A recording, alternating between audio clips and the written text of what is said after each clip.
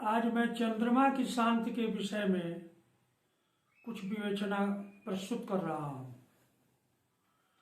गीता में भगवान कृष्ण ने कहा है कि नक्षत्राणाम अहम शशि, नक्षत्रों में मैं चंद्रमा हूँ। नक्षत्र का तात्पर्य यहाँ उन 27 नक्षत्रों से नहीं है। चंद्रमा को नक्षत्र भी माना गया है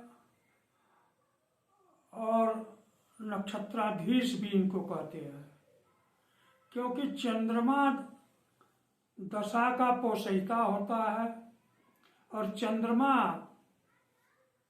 एक राशि पर मात्र 2.25 दिन गोचर में रहते हैं। अन्य ग्रह जो है ज्यादा समय तक गोचर में रहते हैं, लेकिन चंद्रमा 2.25 दिन ही रहते हैं। हाँ, चंद्रमा की जो महादशा होती है, अंतरदशा होती है, वह तो कुछ इससे अधिक अंतराल में होती है गोचर की अपेक्षा, लेकिन प्रभाव ज्यादा चंद्रमा का गोचर में ही है। आप देखा है कि प्रश्न शास्त्र में सारे जो विवेचन किए गए हैं वो चंद्र को मान करके ही किए गए हैं, और लोक में भी चंद्रमा जिस नक्षत्र में रहता है तो हम कहते हैं कि आज कौन सा नक्षत्र है, तो आज अश्विनी नक्षत्र है।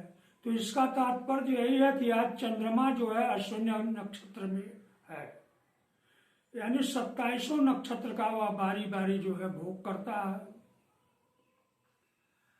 और बिना चंद्रमा के शुद्धि के कोई भी मांगलिक कार्य या यात्रा संपन्न नहीं होती है।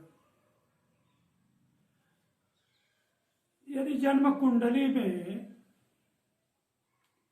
सारे ग्रह अनिष्ट कारक हो, लेकिन मेरा मानना है कि अगर चंद्रमा, बृहस्पति और शनि ये अनिष्ट कारक न हो, शुभ कारक हो, योग कारक हो, तो सारे ग्रहों के अशुभता को ये नष्ट करने में समर्थ है। उसमें भी चंद्रमा जो है विशेष तौर पर, क्यों कि हर 27 दिन पर वह एक उसी नक्षत्र पर पुनः भ्रमण करके आ जाता है। इसलिए इसके शांति के विषय में हमें सावधानी पूर्वक विचार करना है। चंद्रमा के शांति के लिए दान की वस्तुएं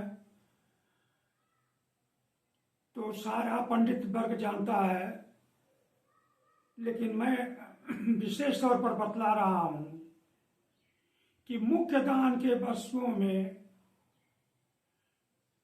इनका चंदन का दान है। चंदन, कौन चंदन? मलयागिर चंदन। अब आप कहेंगे कि मलयागिर चंदन का दान कैसे किया जाए? क्या काष्ठ का दान किया जाए या उसको घिस करके उसका दान किया जाए? तो मैं तो यही कहूंगा कि अगर चंद्रमा की खराब अंतर्दशा चल रही है तो चंद्रमा के लिए चंदन का दान जो है आप काष्ठ में करें।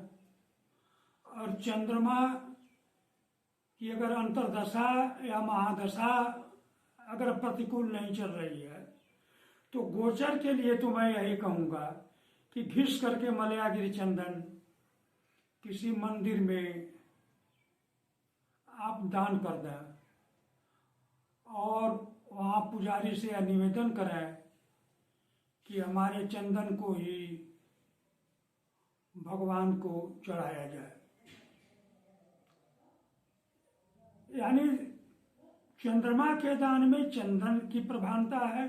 चंदन के बाद है बांस का बना हुआ पात्र, जिसको देहात में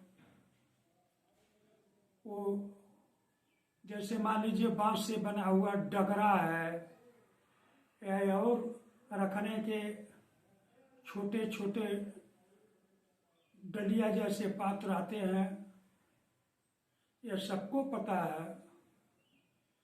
तो बांस की जो बनी हुई उपकरण है वस्तुओं के रखने का, उसमें चावल को रख करके या चंद्रमा से संबंधित जो भी दान की वस्तु है उसमें रख करके किसी को दान किया जाए तो यह बड़ा चमत्कारी प्रभाव देता है। चंदन और बांस पात्र के बाद नंबर आता है तंडुल का, चावल का। चावल के बाद चंद्रमा के दान के वस्तुओं में है दही और चीनी। दही और चीनी अगर चंद्रमा गोचर में प्रतिकूल है या आप चाहते हैं कि हम चंद्रमा को प्रसन्न करें, क्योंकि चंद्रमा के प्रसन्न करने पर ही हम प्रफुल्लित रहते हैं। श्रुति कहती है कि चंद्रमा मनसो जातस, चंद्रमा जो है विराट पुरुष के मन से उत्पन्न हुआ है, इसलिए मन का कारक जो है चंद्रमा है। और चंद्रमा के प्रसन्न रहने पर ही हम प्रसन्न रहते हैं, चंद्रमा के अप्रसन्न रहने पर ही हम दुखी रहते हैं। यह बात लोक में आप ज्वार भाटा में भी देखते हैं कि चंद्रमा की कलाओं से समुद्र में ज्वार आता है और ज्वार चला जाता है। तो दही और चीनी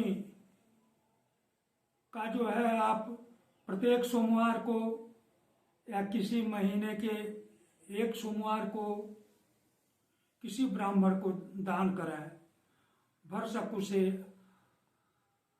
अपने यहाँ बुलाकर उसकी पूजा करें और उस दही चीनी को अपने सामने उसे स्वागत में दें और वो उससे ग्रहण करावें, कुछ दक्षिणा भी दें। दही चीनी के बाद जो है चंद्रमा के लिए सबसे उपादेय है मोती। मोती का आम दान करें। प्राचीन ग्रंथों में तो सीपी का भी दान आया है, लेकिन सीपी को साधारण जनता जो है वो तालों में उत्पन्न होने वाली जो सुतुई है उसको समझ लेगी। सीपी का तात्पर्य है, सीपी भी एक जंतु है जिसके बीच से मोती निकलती है और जो समुद्र में पाया जाता है। तो सीपी का भी विधान है दान करने का। सीपी के बाद कर्पूर का नंबर है, कर्पूर को दान करें। और सबसे प्रधान जो है दानों में श्वेत वस्त्र भी है, इत्र भी है, श्वेत पुष्प भी है। इन वस्तुओं का अगर संभव हो तो एक सोमवार को या बारी बारी से भी आप किसी सोमवार को किसी वस्तु का, किसी सोमवार को किसी वस्तु का दान कर सकते हैं। मैं चंद्रमा के शांति के विषय में, ये दान के विषय में आपको जानकारी दे करके अब मणि के विषय में बतलाता हूँ कि चंद्रमा के लिए जो है कि मोती धारण करें, चांदी की अंगूठी धारण करें, स्फटिक को धारण करें। वैसे स्फटिक का दान भी जो है चंद्रमा की शांति के लिए किया जाता है, लेकिन चंद्र मंत्र का जप भी स्फटिक पर होता है। तो स्फटिक के माला से चंद्रमा का जो है मंत्र भी जप करें।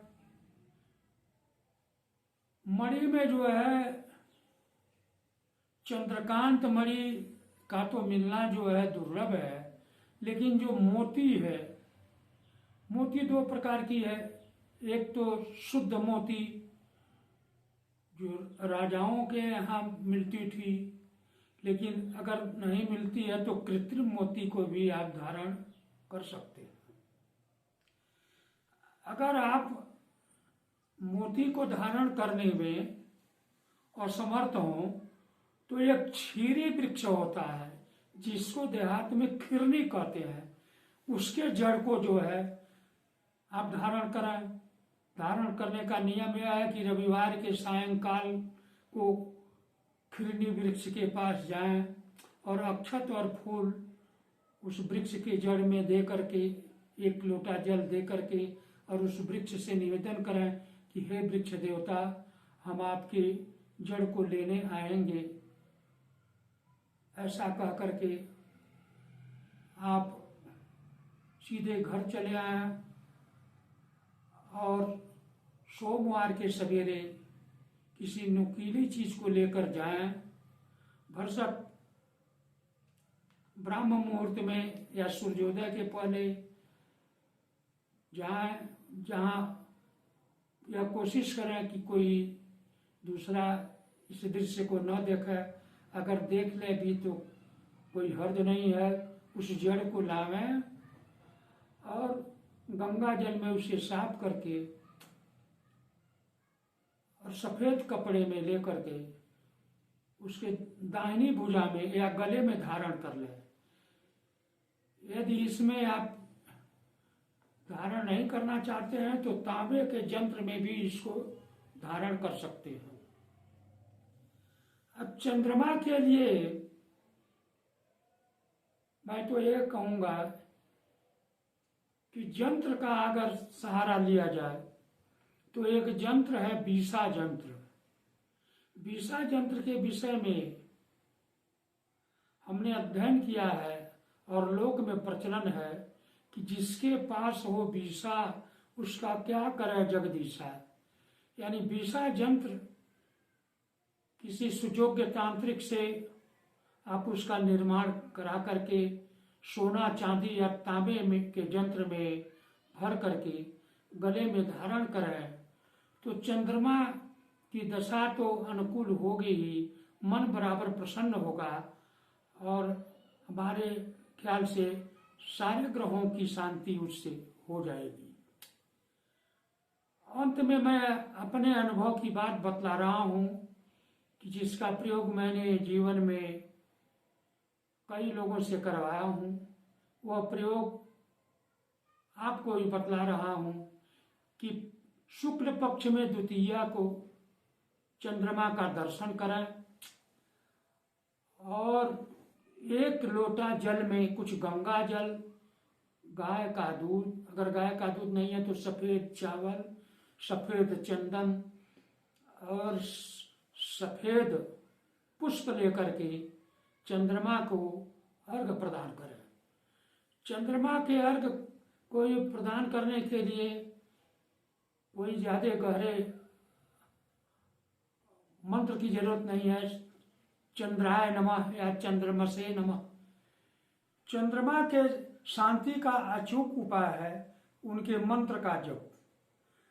चंद्रमा के वैदिक मंत्र का आप 11,000 की संख्या में सुयोग्य आचार्य से जप कराएं और चंद्रमा की संध्या पलाश से हवन करावें। उसका जो नियम है हवन का वो सारा संपन्न करें।